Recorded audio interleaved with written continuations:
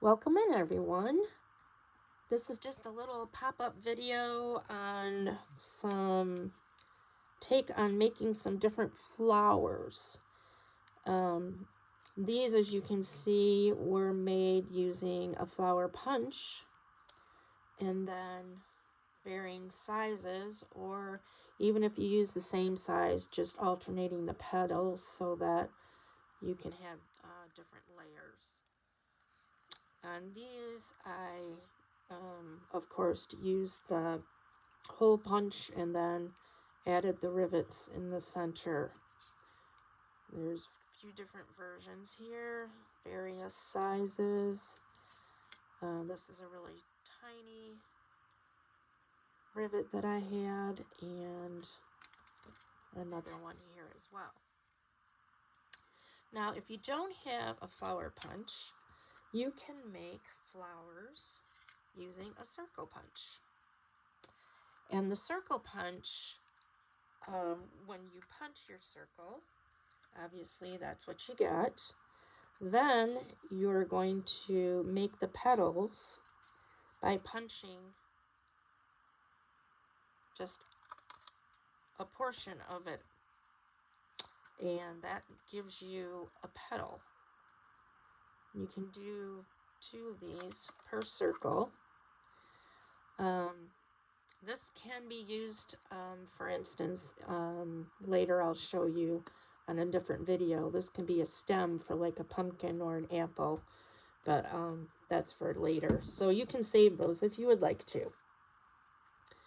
And then, like these, you just alternate the petals, gluing them on to one circle that you left unpunched, so that you have a base for your flower. These, at first I only used one pattern and didn't alternate, for instance, this one here. And then I just adhered a button to the center. But then I thought about, because I didn't have enough paper, why couldn't I alternate the petals, making a different version.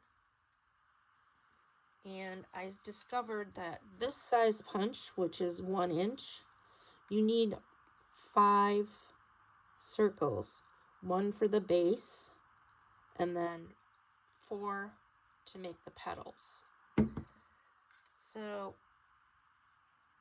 I think I need to space these out a little more just to get it to work center-wise.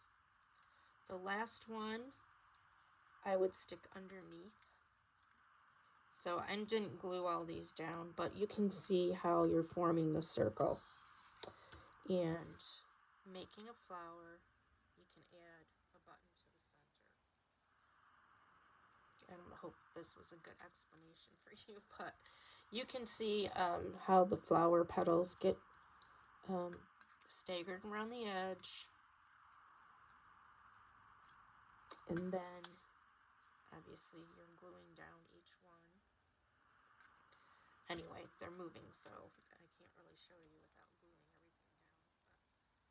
But let's just do it. So I glue everything, trying to keep them even around the outside. So I'm starting with this petal. Make sure part of the petal is in the center and then part of it is hanging over the edge. And you just keep going around, trying to, make them even and making sure that this petal is in the center of your circle. And you can kind of see how they overlap and trying to keep them even.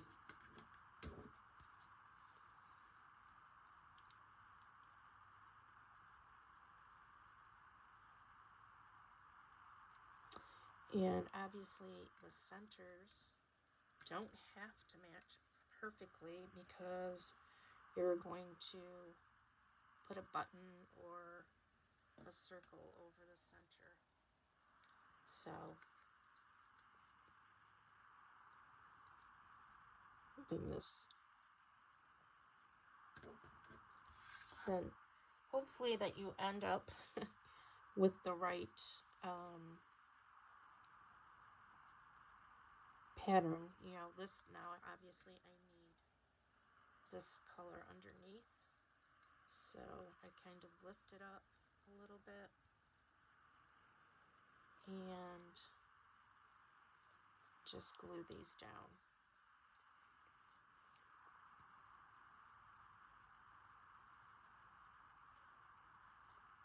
Looks pretty even anyway.